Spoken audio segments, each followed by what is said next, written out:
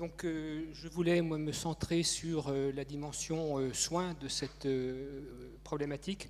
Et peut-être n'est-il pas inutile de rappeler ce que sont les missions premières d'un CHU, qui sont doubles, mission de soins de proximité et mission de soins de recours.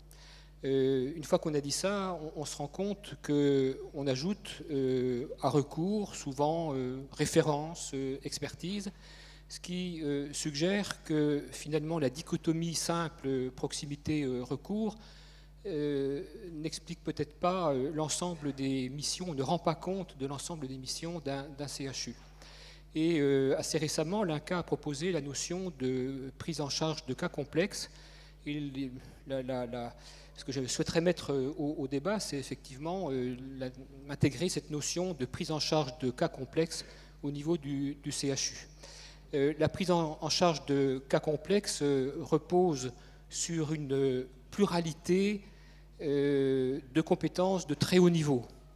Et ces compétences de très haut niveau sont regroupées très habituellement au sein du CHU. Et quand je dis regroupées, ça n'est pas une simple juxtaposition de compétences de très haut niveau, c'est véritablement la constitution d'équipes pluridisciplinaires, pluriprofessionnels qui sont à même de prendre en charge des cas complexes. Alors c'est évidemment vrai dans le domaine de la cancérologie, mais c'est vrai aussi dans tout un ensemble de domaines. Par exemple, une cardiopathie complexe de l'enfant en soins intensifs va nécessiter que des spécialistes de très haut niveau travaillent ensemble. Donc ça veut dire des habitudes de travail ensemble, ça veut dire une culture et des valeurs communes, ça veut dire la définition du rôle de chacun et la reconnaissance du rôle de chacun dans des approches de collaboration et pas dans des approches d'opposition. Et également associé à cela un ensemble d'enjeux organisationnels. Alors cette notion de cas complexe, je la mets en avant parce qu'elle me semble avoir une valeur à la fois heuristique et opérationnelle pour déterminer la gradation des parcours de soins. Elle permet, me semble-t-il, de manière assez efficace, de déterminer qui fait quoi au sein d'un parcours de soins, et y compris quand on aborde la question non seulement au niveau du GHT, mais au niveau des CHU d'une grande région. Donc, pour ce qui concerne maintenant la stratégie de groupe, alors je souscris évidemment tout à fait aux missions du CHU dans le cadre de cette stratégie, telle que Yann Bubien vient de nous les énumérer. J'en ajouterai volontiers une autre qui va de soi, mais peut-être faut-il le dire de manière tout à fait explicite, c'est que le CHU soit véritablement un moteur dans la mise en place des réponses aux défis que pose actuellement l'évolution de la médecine. Alors on a évoqué un tas de choses, le virage ambulatoire, le numérique, etc. Et je voudrais m'arrêter peut-être un instant sur un des défis majeurs des années à venir, qui est l'augmentation des maladies chroniques. Ces maladies chroniques concernent tout particulièrement la cancérologie, du fait du progrès des thérapeutiques, concerne la gériatrie, concerne la psychiatrie tout particulièrement, mais beaucoup de disciplines sont évidemment impactées par cela. Donc là, je dirais cette question de la prise en charge des maladies chroniques et du positionnement du CHU par rapport à cette question, c'est à mon avis une question décisive.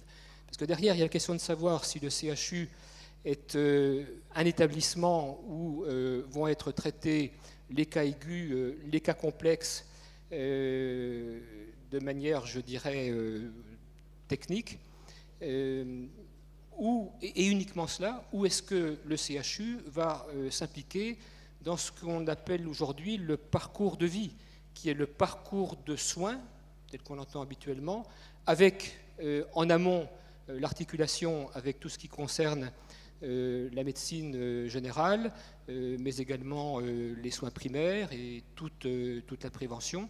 Et puis en aval, le retour à domicile, la prise en charge au domicile, mais également tout l'environnement social et médico-social.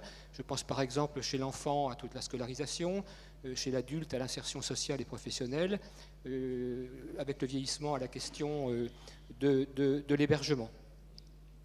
Et évidemment, je plaide pour une approche intégrant le parcours de vie, puisque c'est une approche qui est globale, qui est continue et qui se déroule au plus près des patients.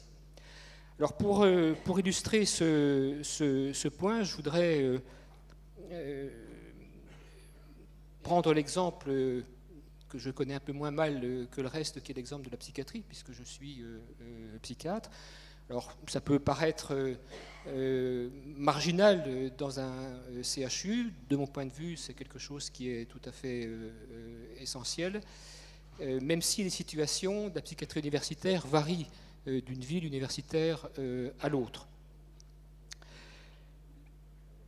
Pour être peut-être simpliste, il y a deux dimensions dans la prise en charge des maladies mentales, la dimension de soins et la dimension d'accompagnement du handicap psychique. La dimension de soins, elle est double. C'est évidemment les soins psychiatriques, mais ce sont également les soins MCO. Et là, je voudrais vous livrer un chiffre qui est celui de l'espérance de vie des patients atteints de maladies mentales. L'espérance de vie de ces malades est de 15 ans inférieure à celle de la population générale. 15 ans. Le tabac, c'est 10 ans. Donc on est 50% au-delà du tabac. Et je crois que personne ne parle de cette baisse de l'espérance de vie. Alors bien sûr, les facteurs sont multiples, mais la question que je pose, c'est que faisons-nous collectivement pour faire face à cette situation ? Bien, je pense qu'une des choses que l'on peut faire assez facilement au sein d'un GHT polyvalent, c'est de favoriser l'articulation entre soins MCO et soins psychiatrie et favoriser l'accès des patients psychiatriques aux soins MCO. Et là, le CHU a un rôle majeur à jouer, comme il joue son rôle pour l'ensemble de la population.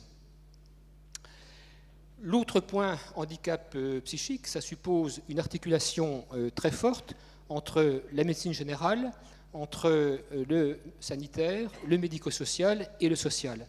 Et là, la réponse au niveau du territoire, c'est la création des communautés psychiatriques de territoire, les CPT, qui ont pour vocation à regrouper l'ensemble des acteurs impliqués dans la prise en charge des maladies mentales, allant du sanitaire jusqu'au social, en passant notamment par les associations de patients qui sont très actives dans notre domaine.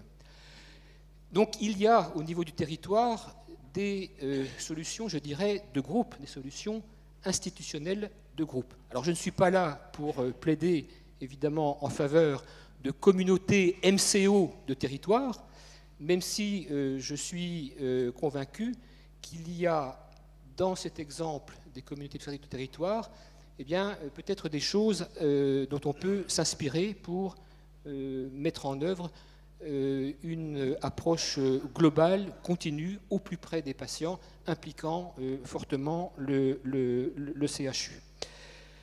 Le dernier point, et je m'arrêterai là, c'est que si l'on veut s'orienter dans ce type de démarche, il est à mon avis essentiel qu'on puisse mettre en œuvre des mesures d'incitation collective à l'évolution vers ces prises en charge globales et des incitations également individuelles qui valorisent l'implication des praticiens dans ce type de prise en charge.